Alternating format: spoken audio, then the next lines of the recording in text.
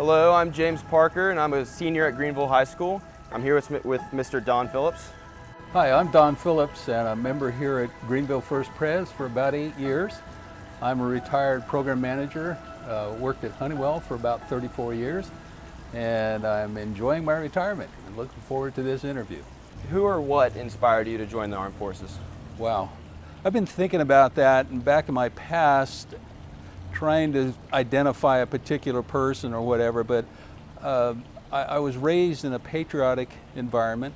I always felt pride for my nation, and at 18 years old, I recalled that Vietnam was still going on, and that what in the world was I doing volunteering to join the U.S. Army when there's combat going on. But at 18 years old, I needed some growing up, and going into the Army, my first experience with a drill sergeant at 18 years old was pretty enlightening.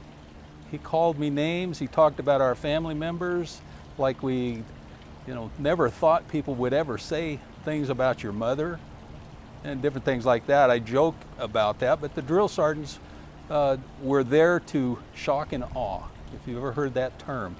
Shock and awe. It was to yank you out of your reality and put you into a military reality.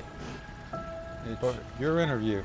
My interview. All right, well, I'll start off with this. What type of role did faith play when you were, serving 13 months in Vietnam? What's a life in the Christian life, especially at a time like that? Your faith, you'll come across situations that are extremely difficult, and believing that this is what the Lord wants you to do and what you should be doing, and turning to Him for guidance and advice,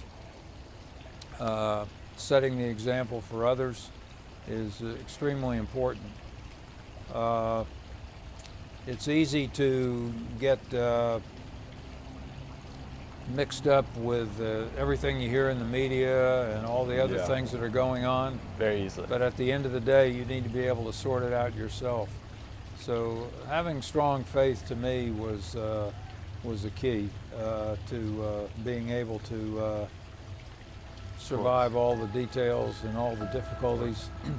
Hi, I'm Blake Foster. I'm a senior at Greenville High School this year. I have here sitting with me Master Chief Petty Officer Paul Schultz.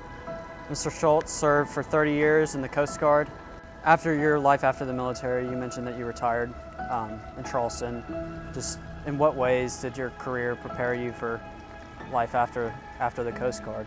I would say that it gave me a perspective that I can appreciate life, even though life might not be too grand right now. There might be difficulties, because especially early on in my career when I was low ranking, is you didn't get any respect. You really didn't have any comforts. It was pretty basic living.